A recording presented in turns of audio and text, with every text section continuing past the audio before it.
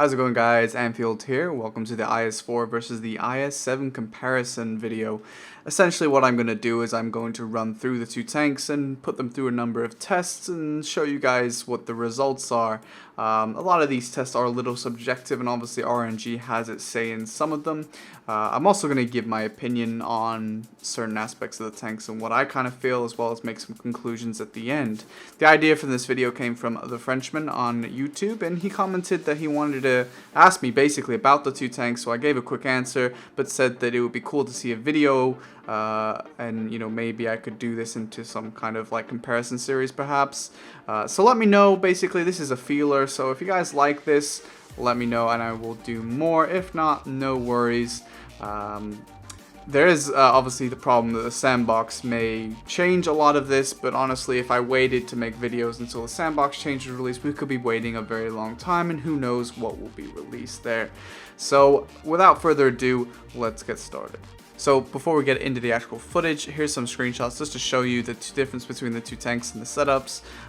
Namely being that the IS4 has a GLD instead of vents, whereas the IS7 does have vents. So that'll be a 5% bonus to the IS7 going into this, just so you're aware that that's there. I kind of decided not to do it even where the IS4 has vents because I run it with a GLD. So, I wouldn't want to run it with its best equipment for these tests that I wouldn't be using in a pub battle, although you may choose to use vents yourself. It's only 5% though, so it's not going to make a giant difference. There's no brothers in arms activated or sisters in arms, and there's no rations running either, so that's another thing to keep in mind. The only other difference is I think the IS4 has slightly better off-road driving, which for these tests is something that I guess would have a slight factor, just so you are aware of that. You can also pause these screenshots at any point in this video just to check the differences between the guns, the engine, anything like that, so you can sort of have a little bit more knowledge if you didn't know, just before we take a look at these tests. So first up we have a speed test, and spoiler alert, the IS7 does win, but it's only by about 3 seconds, which I think is quite interesting because the IS4 has a reputation for being rather sluggish. So this is not too bad of a result for the IS4. They kept about a 6-kilometer difference between their two current top speeds as they were gathering momentum, and it would be also worth mentioning that the IS7 would be a lot faster downhill. However, I think going in a straight line is more important.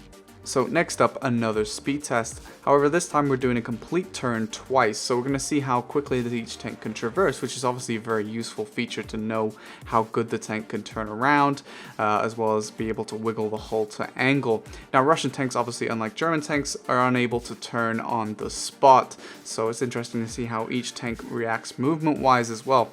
Now, in the test, the IS-7 does win again, but it's only by 3 seconds, which is like the previous test. So next up, I did an accuracy test. Now, of course, keep in mind that this is very subjective to RNG, which is obviously 25%, and the IS4 did actually miss once where its shot dipped too low and hit the ground. I sped these up so that you could see them quickly other than waiting for the reloads, but it's interesting to see that both are relatively accurate. Obviously, the IS4 did miss once, and it meant that it killed the pattern 6 seconds slower, but still, they're pretty much the same. So next up is a basic DPM test. Now, I don't really need to test the DPM because we know that the IS4 does actually have more.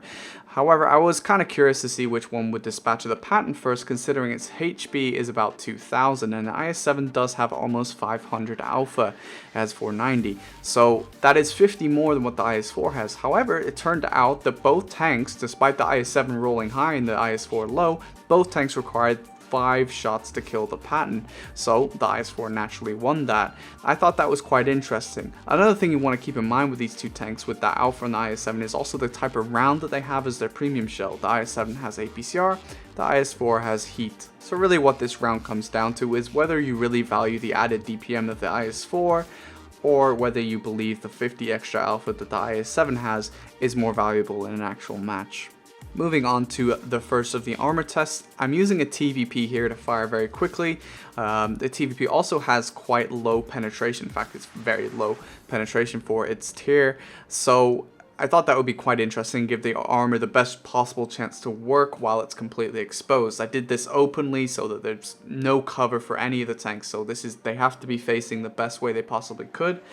So, of course, the IS7 is a pike nose, which means it's frontally has to be facing you directly to be working at its best. If you angle it, then you lose all that armor, which we will discuss later. So it gets obliterated here with its lower plate being a huge weakness. The IS4, however, can angle, and despite weak points being exposed, the TVP was not able to get through them, and it actually took me to start overmatching the turret before it actually start doing damage to the IS4. I thought that was very interesting. Now, of course, we'll move on to covered spots where the IS4 and IS7 can actually protect themselves a little bit better, but for this test, I actually thought it was quite interesting just how well the IS4 did against this pen. Now, of course, remember the penetration is quite low compared to some other tanks in this tier. Another thing to keep in mind, of course, is that the fact that these tanks would never be like this in an actual battle. They'd never be stationary. They would be wiggling a lot, which might benefit the IS7 more, but I'm sure the IS4 would also do very well, especially with that wicked side armor that it has, but at least the IS7 might do a lot better than it did in this particular test. So first up, let's take a look at the IS4 versus the IS7's gun. That's just sped up just so it's not too long. The IS4 layout is pretty standard. It's got weak points where you would expect it to have weak points, but that doesn't mean the armor is not effective. As you can see here, only the lower plate has so far been penned. However, you can pen the upper plate if you get it at the right angle and you get a good enough roll with the IS7's gun. Now, obviously, a taller tank would find this easier to do. The IS7 is quite low to the ground. Its APCR would probably do a bit better job as well. Now, testing the shoulders here, if they're angled too much like this, then the shoulders are pennable. But the side armor is very, very effective. If you shoot the sides, it'll usually bounce. If you shoot the tracks, it'll be absorbed. The IS4 has some of the best side armor in the game. The IS4 also has a very good frontal turret. It's pretty much impenetrable anywhere along the turret unless you have a ultra high pen gun, so you can pretty much not worry about it too much. So it holds down very, very well. The issue that IS4 has is this overmatch here that you saw with the TVP. Pretty much low pen guns can overmatch the IS4, which is why you want to move back and forth a lot while playing the IS4, because it does a very good job at making you miss. Now, side scraping, the IS4 does a much better job than the IS7. You can see here that the IS4 is pretty well protected, but you have to be careful the angle the enemy is approaching, because eventually they will get through this side here, especially when they're shooting APCR. So next up, we have the IS4 gun versus the IS7. Now, pretty standard stuff, and you know, I expected what's happening so far. Lower plate pen, but upper plate impenetrable because of the pike nose. This is nothing new, and of course the turret's going to bounce too. However, what I can account for is some of the most Illuminati RNGs stuff I've ever seen. This is way 3 spoopy 5 me. How on earth did I do that? I don't know. I can't do it again. I checked to see if I can, and I can't. But then what happens next is also Illuminati. I don't know how this happens. That's some X-Files. I don't know. I tried to replicate that shot as well, and tried the other side. I don't understand. I thought this was going to be a simple test. I played and fought against IS7s enough to understand how the armor works, and then this. So who really knows anything? I don't know. I feel like Serb was deliberately mocking me. Couldn't replicate the shot, but I did try to move to see if I could. And again, I was just getting bounces and or direct misses going straight through the armor. So a very, very spoopy shot indeed. I don't know. I tried to replicate them, but I couldn't do it. So yeah, there you go. It was just a freak accident, I guess. So now, quickly, just so you guys can see, that's what happens when you angle an IS7. You can now pen the upper plate, and also you can pen through the tracks like that, so don't do it. This is why the IS7 is not super great at side scraping, especially against the better pen. IS4 pen is okay, but not great, but even I can get through that without having to use heat. So yeah, it's not great to angle the IS7. It's just not good at it. You can shoot the shoulders. You most of the time won't shoot to the tracks unless you alter your angle some more. So let's say this IS4 moves up, then I would be able to shoot them. But just quickly showing you that you can at least bounce that. So maybe for a quick thing. However, you can side scrape the IS7 if you're facing really low pen or low tier guns. That's fine. Just tier 10 guns, it's way too much of a risk. You should always try and hold down. So that's what we're going to take a look at next. So here, obviously, IS7 in its prime element, unless RNGesus says no again, which I do think I'd check. But yeah, no, this turret is practically impenetrable, even though I penned it twice. So yeah, unless you're facing a JP100, you're probably not going to get penned here. But that JP100 with like heat is actually capable of penning the cheeks here.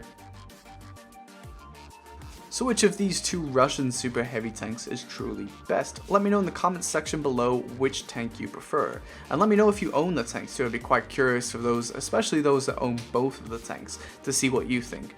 Did you have an opinion coming into this? Did you change your mind based on this video? Or are you pretty set on which tank you prefer?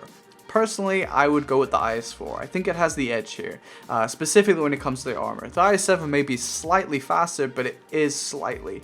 And I think the IS4's armor and the hit point value really lets it shine because you can survive longer in battles and do more damage in battles. The more hit points you maintain on yourself, the more effective you can be, especially when it comes to late game. So let me know what you think, guys. Do you believe the IS7 is better, or do you believe the IS4 is better? Unfortunately, I think for these two tanks, they do suffer from the fact that basically they've been power creeped a bit. You have issues with basically the 113 is a very similar tank, but arguably better. You also have the E5 being very dominant. The FE has always been quite good, and of course the 50B, which is slightly different from these, but still a heavy tank, I suppose, is also very, very good.